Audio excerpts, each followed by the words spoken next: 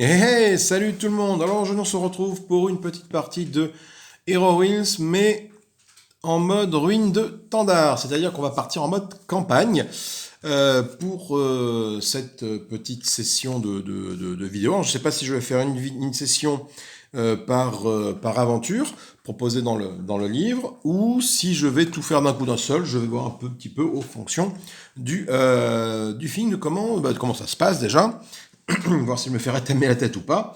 Et en fonction d'eux, on verra un peu comment on avance dans l'aventure. Alors, les ruines de Tandar, pour Heroines, comment est-ce qu'on y joue?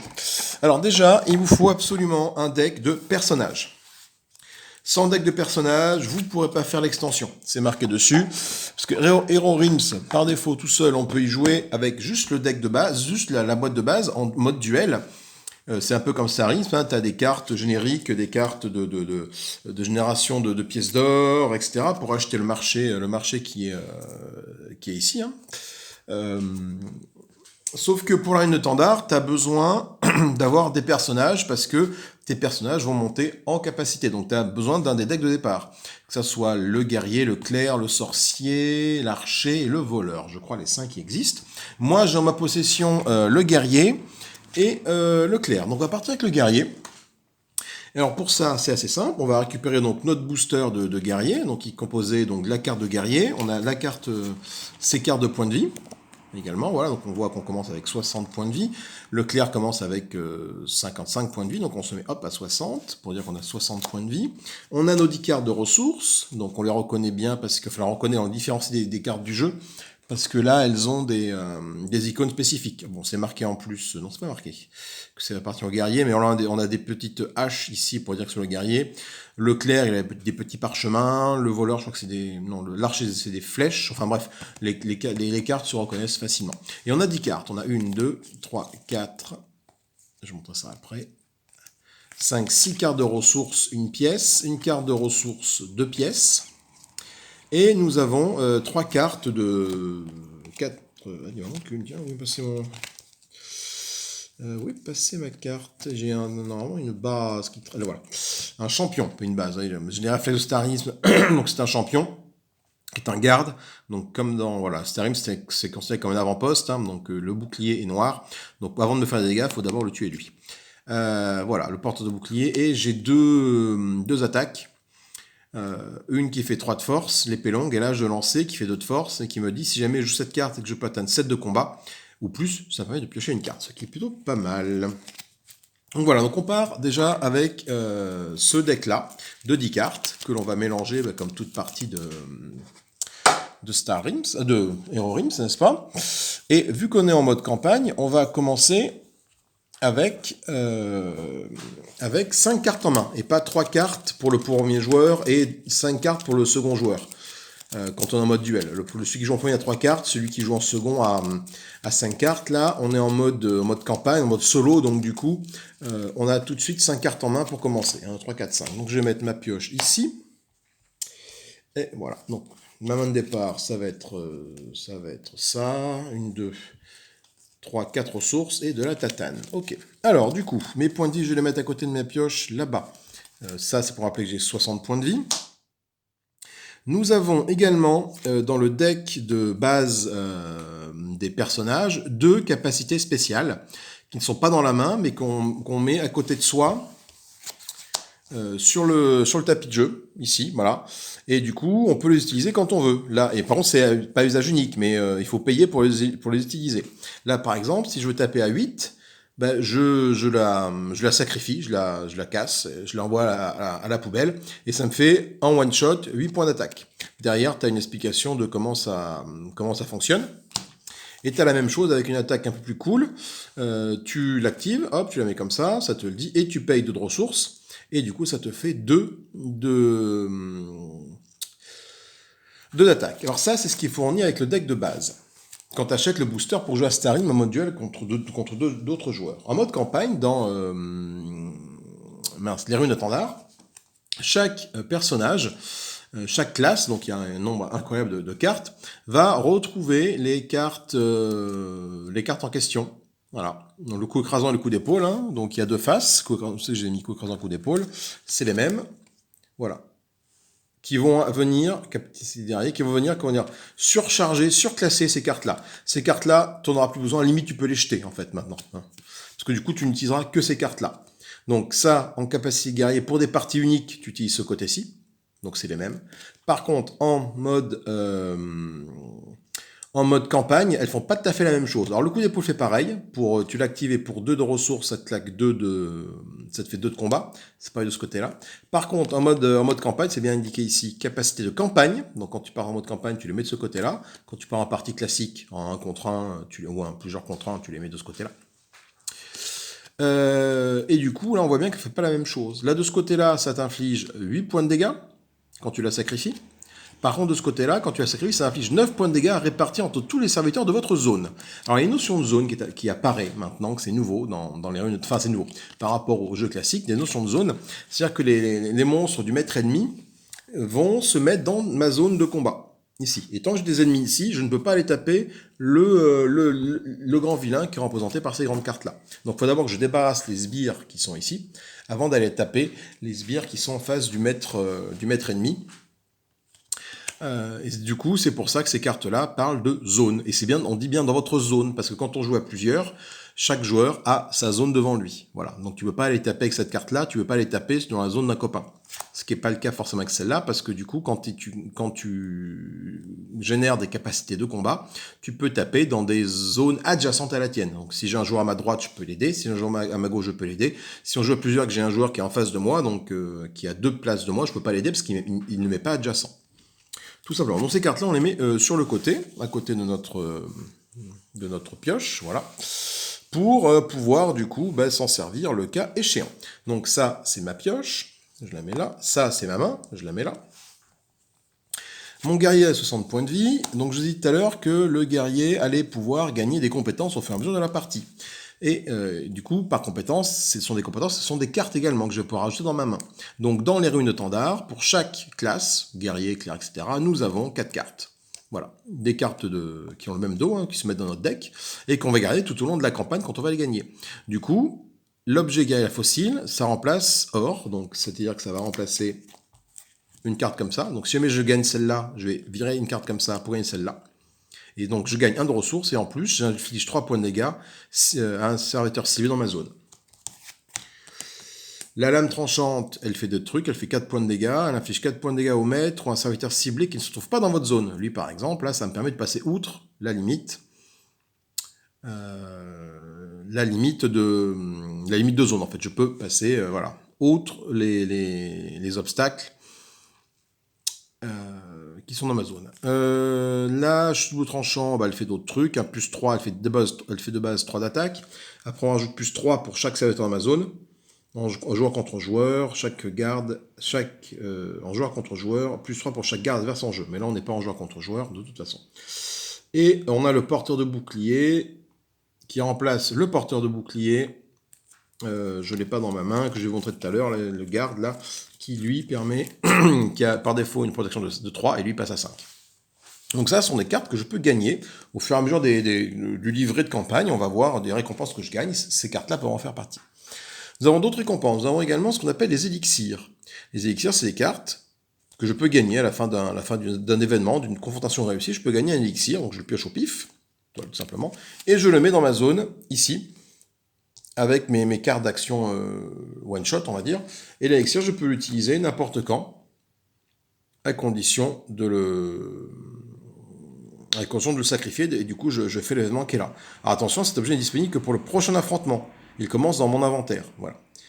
Donc, potion d'endurance, ça me fait gagner de la vie. Potion de force, ça fait taper plus fort. Là, ça fait piocher une carte. Là, ça fait sacrifier une carte de ma main. Et là, ça coûte -1. La prochaine que j'achète coûte -1 quand je la sacrifie. Par contre, je ne peux pas la garder tout au long de la campagne. L'élixir, si jamais je ne l'utilise pas à la confrontation suivante, à partir de laquelle je l'ai gagné, ça disparaît. Je reviens. Excusez-moi de cette petite interruption. Le chien s'est mis à aboyer fort. C'est le facteur qui passait. Bref, peu importe. Qu'est-ce que je disais? Oui, les élixirs. Après, nous avons comme récompense possible, vers la fin de la quête, des différents artefacts qui ont un coût. Voilà. Alors, je sais plus trop comment on s'en sert. Je verrai au fur et à mesure. Je me demande si on les ajoute pas dans le marché, là, et après on peut les acheter. Je me rappelle plus. Voilà, donc différentes épines, acier de caracan, épines de carnagris, en fonction des dents d'Ingarash et pierres de l'ombre narquoise, en fonction des boss que tu affrontes, tu peux débloquer ces objets. Également, tu as tout un paquet de compétences en plus, de cartes qui vont se rajouter, ou pas dans ton... Non, c'est pas des cartes dans ton deck, ce sont des cartes que tu mets en mode dans ton inventaire, en fonction au fur et à mesure de ton évolution dans le jeu. Soit tu peux avoir pour gagner des points de vie. Donc, par exemple, si tu gagnes des points de vie, tu peux gagner 9 points de vie supplémentaires pour ton personnage. Donc, le guerrier commencerait déjà à 69 ou de 60. Et également, si jamais tu passes au niveau 2 en termes de santé, tu commences avec plus 18 points de vie. Voilà. Et après, tu as différentes capacités. De la même façon que les autres sont présentes. Le coup écrasant, le coup d'épaule. Tu peux avoir le coup précis. Voilà. Le coup énergique. Alors, il y a une capacité de guerrier en mode solo, one shot, escarmouche, et puis le point en mode campagne, tu te mets de côté campagne, et puis tu as du coup le coup précis, coup tournoyant, coup fracassant, coup tourbillonnant, coup puissant, coup dévastateur, coup repoussant, charge violente, coup renversant. Donc voilà, tu as moyen de customiser ton personnage après avec toutes ces cartes-là, de façon ce qui soit unique, on va dire, lors de la quête. Pour le customiser, c'est simple, tu gagnes des points de compétence au fur et à mesure. Et du coup, ça te permet de choisir, si tu as un point de compétence, tu peux choisir une capacité de niveau 1, tu le choisis celle qui t'intéresse. Donc là, typiquement, c'est le coup précis que tu gagnes. Au niveau 2, ça va être le coup énergique. Au niveau 3, ça va être le coup écrasant. Et après, niveau 4, tu choisis après dans quelle branche tu veux te spécialiser. 4A, 4B, c'est différent. 4A, tu choisis le coup tournoyant, 4B, le coup fracassant, etc., etc. Et donc ça, c'est une arbre de progression pour ton personnage. Et donc ça, c'est pour les capacités, et ça, c'est pour les compétences.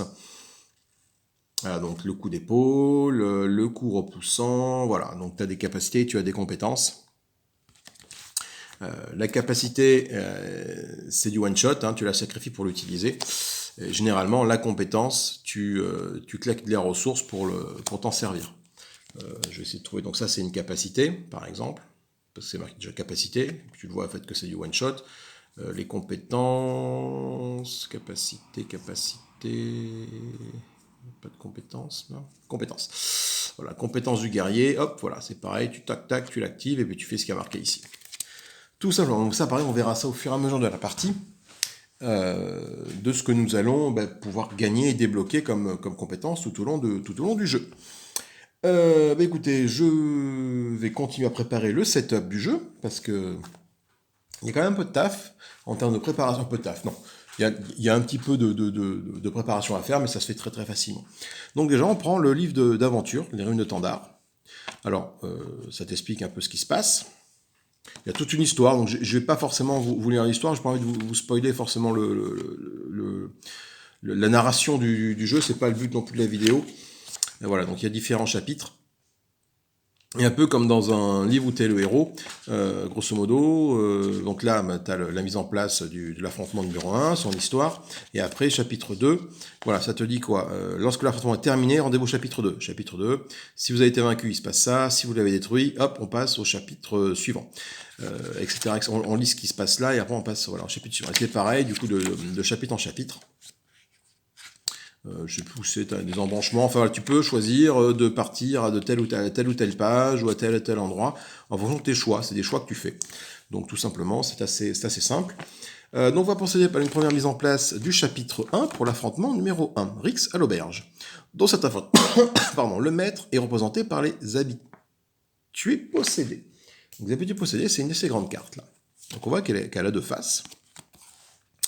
Qu'est-ce qu'on a comme information sur cette face-là? Donc ça, un peu comme dans Star Realms Frontier, avec les boss, quand tu vas piocher une carte du deck du maître ennemi, parce qu'il y a un deck spécifique pour les ennemis, en fonction de la couleur de la carte obtenue, il va se passer tel ou tel événement. Si la couleur est blanche, tu vas activer l'événement avec la couleur avec des petits picous, qui sont sa couleur favorite, on va dire. Qu'est-ce qu'on voit? On voit que déjà, il est de niveau 1, ici. Il a 50 points de vie au départ, il est de niveau 1. Et là, ces 3 petites gemmes indiquent que lorsqu'on va piocher 3 cartes de maîtrise, donc les voilà, on va les mettre dans le deck après, dans son deck, on va expliquer comment. Une fois qu'il en a 3, hop, il passe niveau 2. Donc on retourne la carte et il se passe des choses beaucoup moins rigolotes. Donc déjà, on voit que les événements changent. Son activation favorite n'est plus la rouge comme précédemment, ça devient la bleue. Et la bleue, avant la bleue, elle faisait 1 point de dégâts et assommait un champion avec l'armure la plus élevée. Maintenant, il fait 2 points de dégâts et il assomme le champion avec la valeur la plus élevée. Voilà, donc il est boosté. En jaune, il se soignait de 2, en jaune, il se soigne de 3 maintenant. Voilà. Également important, le nombre de cartes qu'il pioche par tour. Là, ça nous dit qu'il pioche une carte, tous les tours, donc tant qu'il est à ce niveau-là. Quand on arrive niveau 2, il va piocher 2 cartes du deck ennemi, donc nous faire 2 fois plus de crasse. Et ça, c'est pas forcément très très cool. Comment prépare-t-on le deck des maîtres des ennemis? C'est assez simple. Nous avons, alors déjà c'est indiqué ici, pour commencer, hein, alors mettre en place le deck du maître, voilà les règles page 6, en utilisant les cartes d'affrontement ayant 1 sur les cônes dans le coin inférieur gauche. Donc du coup les cartes des decks ennemis, elles sont comme ça. Donc il y en a avec un petit D, il y en a avec un petit M pour maîtrise, D c'est pour départ je crois. Et après, je crois que c'est départ le dé, je sais plus trop. C'est départ le dé? Départ, c'est ça. Et après, tu as des cartes avec des petits 1, des petits 2 ou des petits 3 en bas. Là, il y a un petit 2 en bas à gauche. Là, il y a un petit 1 sous mon pouce. Et là, sur celle-là, il y a un petit 3. Donc, on nous dit de prendre celle avec le petit 1. Donc, déjà, les petits 2 et les petits 3, on peut les mettre de côté. On n'en a pas besoin dans l'immédiat. C'est quand on va avancer dans les affrontements que les ennemis vont de plus en plus embêtants.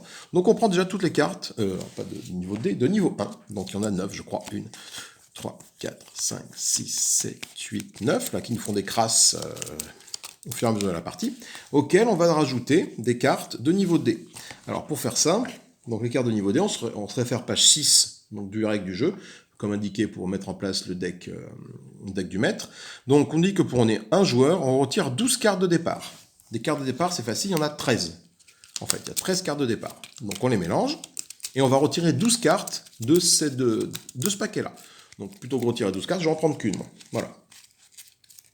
J'en prends une, cette carte-là, je ne regarde pas ce que c'est, et je la mets dans mon deck niveau 1. Et je mélange. Je mélange, je mélange, je mélange, je mélange, je mélange. Et voilà, ça va être le deck de base d'action de notre méchant, avec ses points de vie, donc il commence avec 50 points de vie, donc pareil on prend un petit marqueur de points de vie, 50 points de vie, on le met comme ça, pour dire qu'il a 50 points de vie, Coco Elastico. Je vais le mettre là, voilà, à côté, là, comme ça je montrerai au fur et à mesure ce qui pioche. Alors, c'est pas tout à fait terminé, on va faire du coup avec notre, donc maintenant on a 10 cartes, on avait 9 cartes plus une, on va faire 5 tas. Pourquoi 5 tas? Parce que nous avons 5 cartes de maîtrise. Donc on va faire 5 tas devant nous, avec 2 cartes par tas. Alors, là c'est 2 cartes, mais on peut avoir plus de cartes. Il y a peut-être plus de cartes niveau 2 ou niveau 3, donc du coup on n'est pas obligé d'avoir 2 cartes par tas. Mais il faut qu'on fasse 5 tas, et sachant que les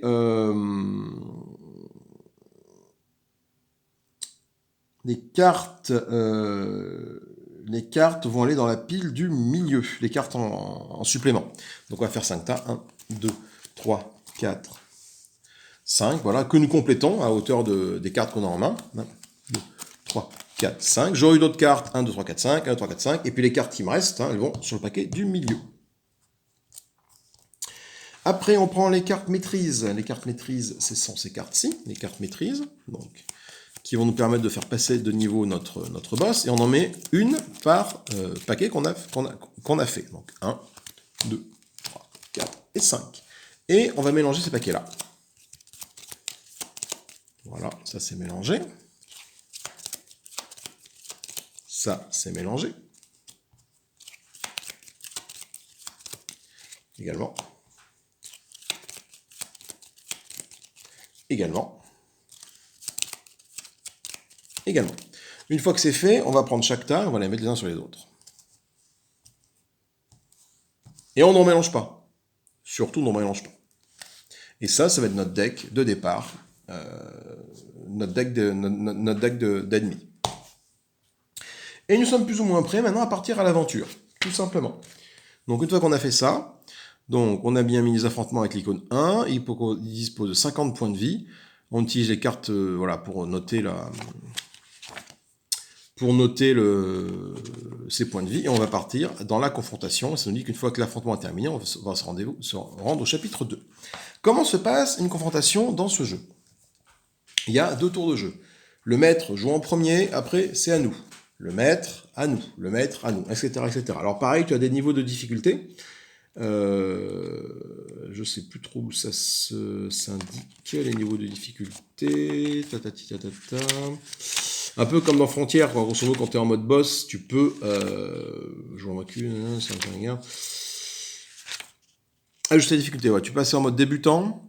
C'est-à-dire qu'en mode débutant, tu dégages les cartes maîtrise du paquet là. On ne voit pas. Tu dégages les cartes maîtrise du paquet qui sont ici là. Pour éviter qu'ils ne prennent des niveaux au premier tour. Enfin, jusqu'à ce que ce deck soit vide. Une fois que le deck là, est vide, tu le remélanges et du coup, tu rajoutes les cartes maîtrise. Voilà. Le niveau intermédiaire, lorsque du premier tour de chaque joueur, sauter la phase du maître. Cela permet au joueur de prendre un bon départ. C'est effectivement le maître ne joue pas tout de suite, le maître jouera après. En vétéran, c'est ce que je vais faire. Aucun supplémentaire, c'est un défi déjà bien relevé. En expert, c'est-à-dire qu'on donne une longueur d'avance au maître, le maître va jouer 2 fois de suite. Parce qu'en fait, le tour du jeu, c'est d'abord le maître, et après, c'est nous. C'est assez facile, hein, c'est tout décrit ici, comment est-ce qu'on joue. Hein, grosso modo, on va révéler la première carte du deck du maître. Voilà, donc ça veut dire que si le maître doit jouer une carte, son deck est épuisé, du coup, on mélange sa défausse pour faire un nouvel truc. Les cartes du maître possèdent un symbole, voilà, donc du coup, on va arriver là. On va commencer, une fois qu'on a révélé la carte, par réaliser le symbole, la couleur correspondante à la carte qu'on a tirée du deck du maître, tout simplement, et faire son action qui est ici. Ensuite, on va résoudre les effets des cartes. Alors, donc, il y a les cartes danger qui s'activent immédiatement, qu'on met devant nous, pardon, et du coup, on en suit l'instruction. Des cartes événements, on les résout et on les défausse. Donc les cartes danger, elles restent devant nous jusqu'à ce qu'on arrive à s'en débarrasser. Les cartes événements, on les joue et on les met de côté après dans la défausse. La maîtrise, on l'attache, attaché là, donc on la met à ce niveau-là pour dire que le boss gagne un point d'expérience. Un serviteur élite, alors le serviteur élite c'est important, on va le mettre devant le boss. Et un serviteur, autre serviteur, on va le mettre devant le joueur actif. C'est-à-dire que les serviteurs élites vont se mettre devant le boss et les serviteurs classiques devant le joueur actif. Voilà, tout simplement. C'est une notion importante parce que d'abord, le maître utilise chacun des serviteurs de la zone du joueur actif. Donc, le joueur actif étant là, c'est en moi. Enfin, moi, je joue à 1, donc il n'y a pas trop de soucis. Donc, les serviteurs qui sont là vont d'abord s'activer. Après, les serviteurs de la zone du maître vont s'activer. Ça veut dire quoi? Ça veut dire qu'à chaque tour, tous les serviteurs qui sont là vont s'activer. Seulement les serviteurs qui sont là vont s'activer autour de chaque joueur. Donc quand on joue à 3, ce qui va se passer, c'est un serviteur là, celui-là va s'activer à chaque tour des joueurs. Parce que celui-là va s'activer quand ça sera de nouveau à toi de jouer. Voilà. Du coup après, donc au fur et à mesure de la partie, tu vas générer de la ressource de combat et tout. Comme en classique, et du coup tu vas utiliser ce qu'on appelle une attaque maligne, c'est-à-dire que tu vas claquer toute ta ressource de combat pour taper, alors soit sur les gardes, soit sur les joueurs. Voilà, enfin, c'est assez logique, hein. C'est-à-dire que s'il peut tuer un garde, il le tue. S'il peut tuer un champion, il le tue, pardon. S'il y a un garde, il est obligé de taper dessus, et le reliquat de dégâts est dans ma tronche ou sur un champion qui peut tuer. S'il peut one-shot directement, c'est moi qui va cibler. Voilà, bon, en fait, grosso modo. Après, du coup, on remet tous les champions ennemis en mode réactivable et on les mobilise, voilà, c'est le terme exact. Et après, du coup, c'est au joueur actif de jouer tout simplement. Et après, on passe en phase de joueur. On attaque, on gagne de la santé, on fait les fameuses zones, voilà. Mais vu que je joue à 1, il n'y a pas trop de subtilité, c'est assez intuitif, il n'y a pas trop de problème avec ça. Important, donc du coup, le schéma avec les fameuses zones d'adjacence. Le maître est adjacent à tout le monde, mais voilà, les joueurs là ne sont pas adjacents à tous. Lui, par exemple, n'est pas adjacent à lui, donc lui ne peut pas aller aider celui-là dans sa zone. Les serviteurs regardent les cartes danger, patati patata, j'en ai parlé, les cartes action, les cartes de maîtrise, les voilà. Cibler, c'est important. Alors, il y a des notions importantes quand même là. Cibler. Lorsqu'il y a au moins un serviteur mobilisé dans votre zone de jeu, vous ne pouvez cibler que ceux qui sont dans votre zone de jeu. C'est-à-dire que si j'ai un monstre ici, mais que ce n'est pas, même si c'est pas un garde, hein, même si c'est juste une créature avec un bouclier blanc, je suis obligé de m'en débarrasser. Je ne peux pas aller taper sur le maître tant que lui est là. Voilà. De même, quand il y a la notion de cibler, quand on dit une carte, vous pouvez cibler quelqu'un, ou cibler le maître, tant qu'il y a quelqu'un ici, on ne peut pas le faire. Il y a cette notion de ciblage qui est importante. Lorsqu'on doit faire défausser des cartes au maître, on va regarder la première carte qui est ici, la regarder, et si elle nous intéresse, en fonction de ce que c'est, soit on la fout dans les fosses, soit on la laisse dessus. Voilà. Donc typiquement, si on voit que c'est une carte maîtrise qui est là, qu'on n'a pas envie qu'il prenne de niveau, hop, on la met dans les fosses, comme ça on est tranquille au moins pour ce tour-là. Activer, soutien, concentration, il n'y a pas trop de problème avec ça, c'est des notions classiques. Concentration, ceci permet d'affecter d'autres zones de jeu, même si elles sont dans votre zone. Voilà. Donc par exemple, moi s'il y a concentration sur une de mes cartes, c'est que je peux aller taper dans la zone du maître, même s'il y a des méchants dans ma zone. Le deck de marché est épuisé, etc., etc. Et puis les améliorations, on verra ça au fur et à mesure. Donc ce que je vous propose de faire, cette vidéo, ça fait déjà une demi-heure que je parle. On va faire une petite pause, on va préparer le marché. Donc je vais remettre un petit peu mon setup de manière un peu différente là. Voilà. Que je puisse voir du coup le boss ici avec... J'essaie d'avoir une position de carte un peu adéquate. Avec sa carte sa pioche de deck, que je mets à côté de lui, ses points de vie que je vais mettre là. Mes points de vie à moi qui sont ici, je montre au fur et à mesure, j'ai 60 points de vie, ça c'est mes cartes d'inventaire, je les montrerai comme ça. Ma pioche, ma main, et on va faire un petit marché juste après. C'est tout pour cette petite vidéo de mise en place, de présentation de comment ça se passe. On va enchaîner, je pense, avec une autre vidéo que je diffuserai. Je vais faire les parties, je vais les filmer. Je pense pas mettre toutes les vidéos en même temps. Donc ça, c'est juste une petite partie de mise en place. Et puis on va voir comment se passe après les parties. Je vous fais des bisous, à plus tard. Salut, salut.